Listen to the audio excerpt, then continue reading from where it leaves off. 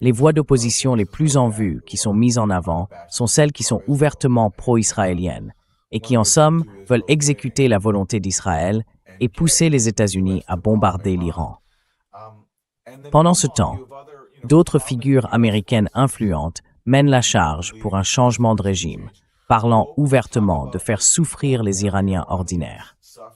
Par exemple, Nancy Pelosi se joint au chœur de personnes comme Scott Best et le secrétaire au Trésor de Trump, qui s'est vanté publiquement de son rôle, via le département du Trésor, dans l'imposition de sanctions et l'effondrement de l'économie iranienne. Et voici Nancy Pelosi approuvant cette stratégie.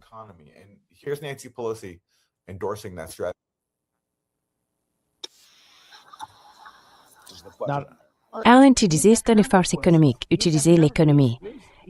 Il accepte de parler de leur économie sont déjà en cours. Cela semble pourtant très fragile. Le régime là-bas, tu sais, plus qu'il ne l'a été depuis longtemps. Je suis d'accord avec toi. Je suis d'accord avec toi. Mais encore une fois, il ne s'agit pas d'une menace de guerre. Espérons que c'est plutôt une question d'affaiblir leur économie, et cela affaiblit le soutien qu'ils ont, car ils ont effectivement du soutien dans les zones rurales et parmi les imams plus conservateurs et tout le reste. Mais nous devons aussi leur faire ressentir la douleur. Y a-t-il un moyen? Infliger la douleur. Infliger la douleur. C'est tout ce dont parlent ces dirigeants démocrates maniaques, des gens qui n'ont jamais servi dans l'armée. Infliger de la souffrance aux gens ordinaires parce qu'ils soutiennent leur gouvernement. Donc la manière de les amener à cesser de le soutenir, c'est de leur faire ressentir la douleur. Je veux dire encore une fois, qui donne à Nancy Pelosi ou à quiconque dans un gouvernement étranger qui n'est pas l'Iran le pouvoir d'imposer de la souffrance aux Iraniens ordinaires. Mais c'est ce qu'on peut se permettre de dire quand on est un hégémon, et que son hégémonie est acceptée sur tout le spectre, que ce soit Scott Best et le secrétaire au Trésor de Trump, ou Nancy Pelosi, censée être une opposante à Trump, qui ne cesse de dire qu'elle lui a tenu tête et qu'elle a mené son opposition. Ils soutiennent tous la même politique consistant à faire du mal aux gens ordinaires pour favoriser un changement de régime. Et vous savez, qui veut adhérer à ce programme qui consiste à servir Israël et à nuire aux Iraniens ordinaires. Mais c'est le consensus parmi les partisans du changement de régime.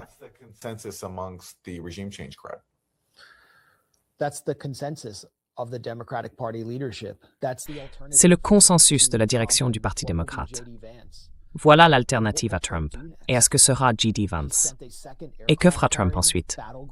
Il a envoyé un deuxième groupe aéronaval. Des dizaines de sous-marins se trouvent dans les eaux, des navires de garde-côte, des destroyers, environ un tiers des moyens de la marine américaine, se mettent en position pour encercler l'Iran. Pourquoi? Y avait-il une menace de l'Iran contre les États-Unis, contre la sécurité nationale américaine? Nous a-t-on vendu une opération psychologique sur des armes de destruction massive iraniennes ou sur un pistolet fumant qui deviendrait un champignon nucléaire si nous n'agissions pas? Y a-t-il eu un débat national, un débat au Congrès sur une guerre contre l'Iran? Non, c'est simplement apparu de nulle part.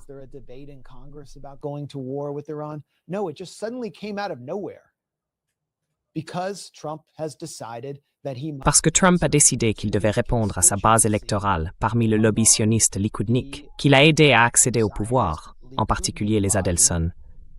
Tout comme il doit répondre au complexe mafieux de Miami, en Floride du Sud, le complexe industriel Gusano, qui contrôle quelques circonscriptions clés dont il a besoin pour maintenir sa coalition.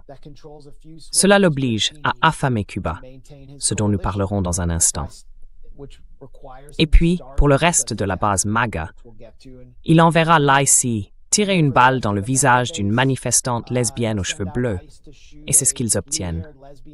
Tous les autres se retrouvent avec l'inflation, des taux d'intérêt élevés, des courses hors de prix, et Howard Lutnick, qui investit 600 millions de dollars dans Tether, pendant que David Sachs oriente la politique sur les crypto-monnaies, afin que Howard Lutnick puisse réaliser des profits records. so that Howard Lutnick can make record profits and Eric Trump invests in an Israeli drone. Et Eric Trump investit dans une entreprise israélienne de drones qui obtient d'énormes contrats du Pentagone, tandis que Tesla décroche des contrats du département d'État pour fournir des voitures blindées. C'est tout simplement la corruption à l'état pur. Tellement de corruption qu'on n'arrive même plus à la suivre. Mais il faut qu'on parte en guerre contre l'Iran. Il le faut, tout simplement. Et personne ne sait vraiment pourquoi. C'est très simple. Donald Trump est contrôlé par Israël sur cette question. C'est Israël qui veut faire cela. Le peuple américain ne veut pas le faire. Et je ne pense même pas que Donald Trump veuille le faire. Avons-nous parlé de la visite de Netanyahou la dernière fois? Je ne crois pas. Pas lors du dernier direct. Je ne sais pas si nous en avons parlé.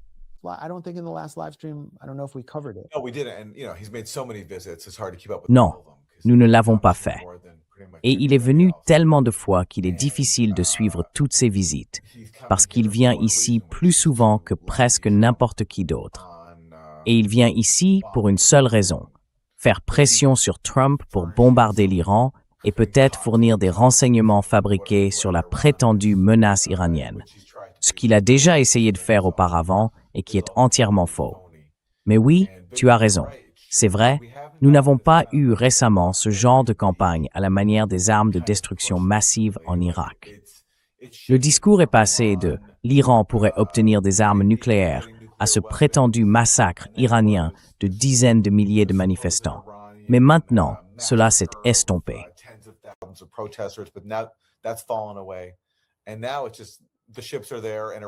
Et maintenant, les navires sont là et l'Iran ferait mieux de conclure un accord. Et si le pays n'accepte pas nos exigences, alors il y aura de graves conséquences. Et l'Iran continue de dire « Nous sommes prêts à conclure un accord sur la question de notre programme nucléaire », ce qu'ils avaient déjà fait avant que Trump ne le déchire. Mais ils ne vont pas renoncer à leur droit de se défendre, qui s'exprime à travers leur arsenal de missiles balistiques. Mais là encore, le consensus bipartisan est que l'Iran ne peut pas posséder de missiles balistiques. Il ne peut pas se défendre. Et voici Brett McGurk. Il était un haut responsable du Moyen-Orient. Avant d'en venir à McGurk, puisqu'il a été un responsable sous Biden, je veux simplement faire une remarque à propos de la visite de Trump et de Netanyahou, puis nous pourrons passer à cela.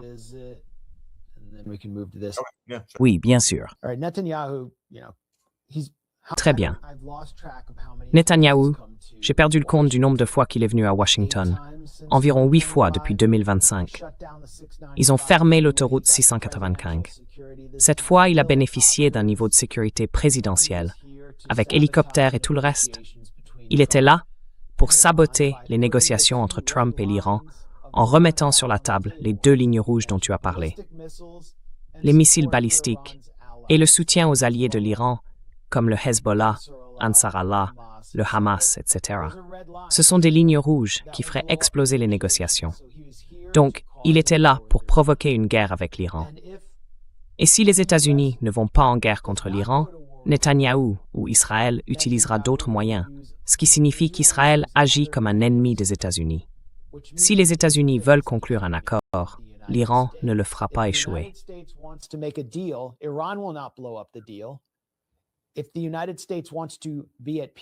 Si les États-Unis veulent être en paix dans la région, l'Iran ne cherchera pas à les entraîner dans une guerre.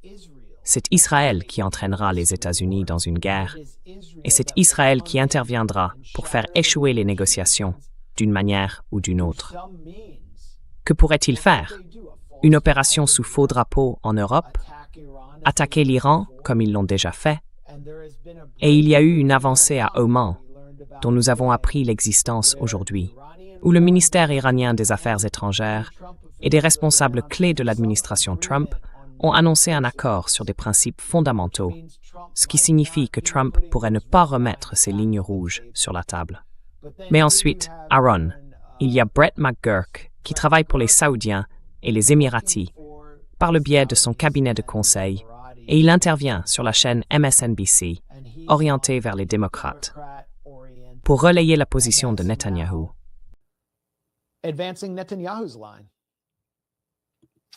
CNN. D'accord, CNN. Au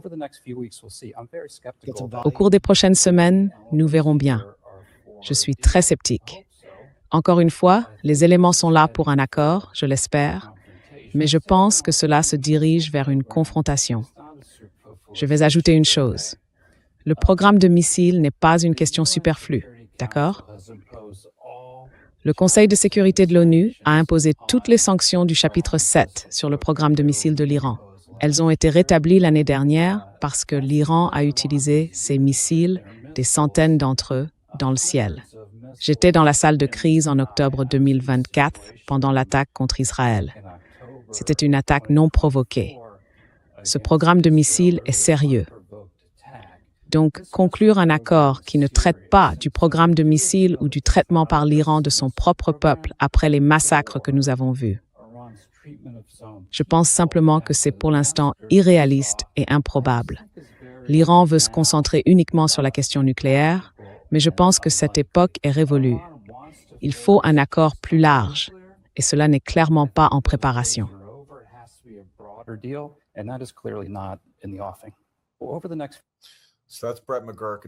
Donc, voici Brett McGurk, un démocrate, qui dit qu'on ne peut pas conclure un accord avec l'Iran qui ne traite que du programme nucléaire. Il adopte la position « Israël d'abord », selon laquelle un accord nucléaire, comme celui d'Obama, ne suffit pas. Et d'ailleurs, Brett McGurk a servi sous Obama, donc il rejette en quelque sorte la position d'Obama.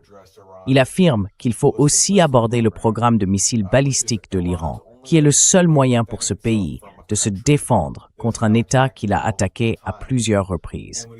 Et lorsqu'il dit que l'Iran a lancé une attaque non provoquée contre Israël à l'automne 2024, il omet de mentionner que, dans les mois précédents, Israël avait bombardé le consulat iranien à Damas.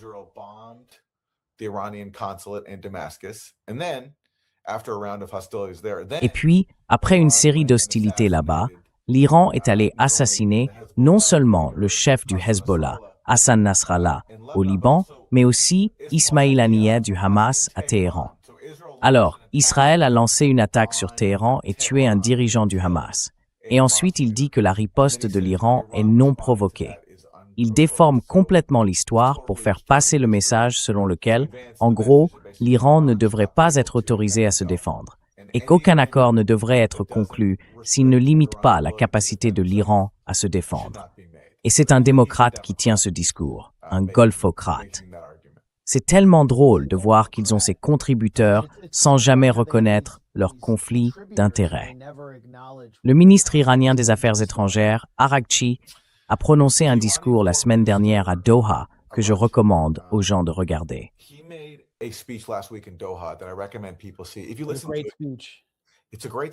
C'est un excellent discours. C'est un excellent discours. Et si on l'écoute, il est évident pourquoi l'Iran est perçu comme une telle menace par les États-Unis et Israël. C'est parce que l'Iran affirme que la racine de tous les conflits au Moyen-Orient réside dans le projet du Grand Israël, fondé sur le vol territorial constant et le refus de l'autodétermination palestinienne. Et il dit que si cette question pouvait être résolue, nous pourrions avoir la paix pour tout le monde dans la région. Tant qu'elle ne l'est pas, nous aurons des conflits.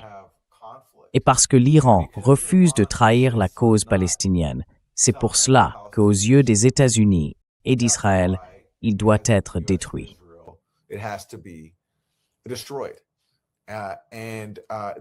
Et les États-Unis forcent en gros tout le monde à faire un choix. En gros, si tu ne veux pas être détruit, tu dois te rallier à leur position, à savoir que les Palestiniens n'ont aucun droit. Et c'est là la ligne de fracture au Moyen-Orient aujourd'hui. C'est en réalité la ligne de fracture de tous les conflits, entre ceux qui refusent d'accepter les dictats israélo-américains selon lesquels les Palestiniens n'ont aucun droit, et ceux qui les acceptent et ceux qui ne les acceptent pas. Comme l'Iran ne les accepte pas, il est constamment pris pour cible dans des tentatives de changement de régime.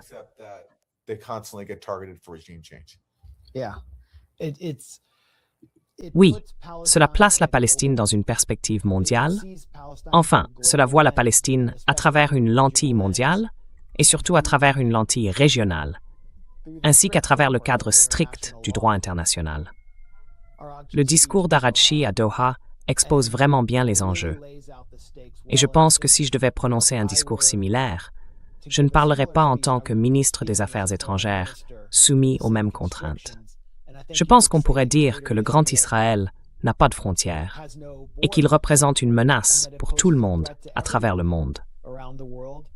Il suffit de regarder la menace qu'il fait peser sur le premier amendement aux États-Unis, ou sur le droit de s'organiser sur les campus, ou encore le poison qu'il a injecté dans notre système politique, à travers des figures comme Randy Fine, qui a dit que si l'on devait choisir entre les musulmans et les chiens, le choix était évident.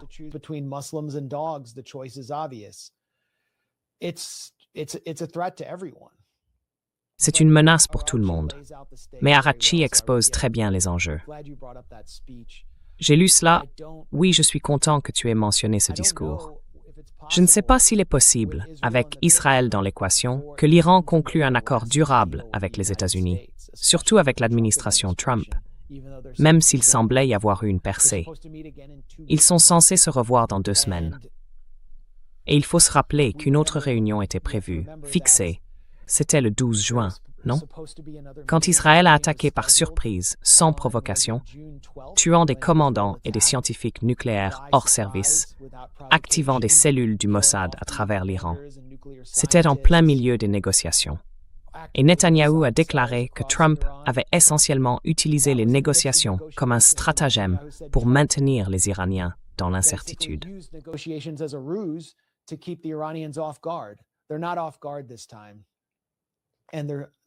Cette fois, ils ne sont pas pris au dépourvu et ils doivent voir la situation avec un regard plus lucide qu'auparavant. Tant qu'il y aura Israël, avec cette philosophie suprémaciste sioniste guidant toutes ses actions, embrassant l'occupation d'une manière inédite, institutionnalisant en pratique le contrôle de la Cisjordanie, attaquant le sud du Liban avec plus de fureur que jamais en plein cessez-le-feu, préparant un retour à la guerre à Gaza et poussant les États-Unis vers un conflit avec l'Iran.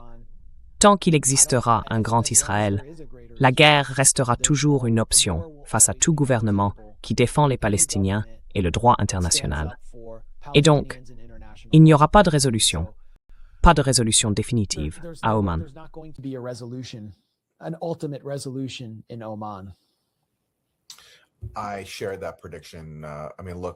Je partage cette prédiction.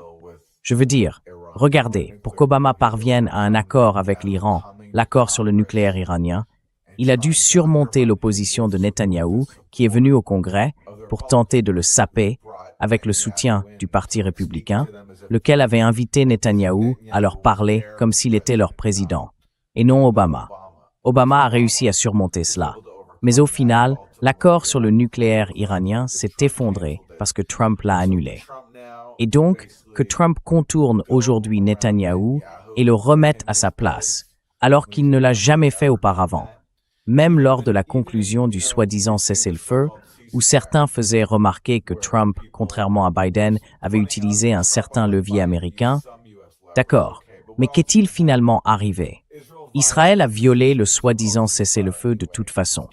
Des centaines de Palestiniens ont été tués depuis son entrée en vigueur. Et Trump nomme Netanyahou à son conseil de paix au nom orwellien. Alors, Trump a-t-il déjà défié Netanyahou? Pas à ma connaissance. Et je ne m'attends pas à ce que cela change ici.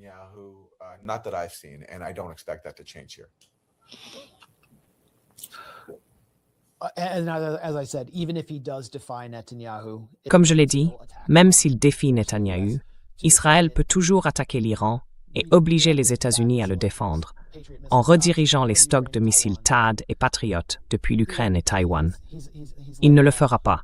C'est, tu sais, le colocataire dont tu n'arrives jamais à te débarrasser, celui qui épuise toute ton existence. Il ne partira jamais, à moins qu'on ne le force. He'll never go away unless he's forced to.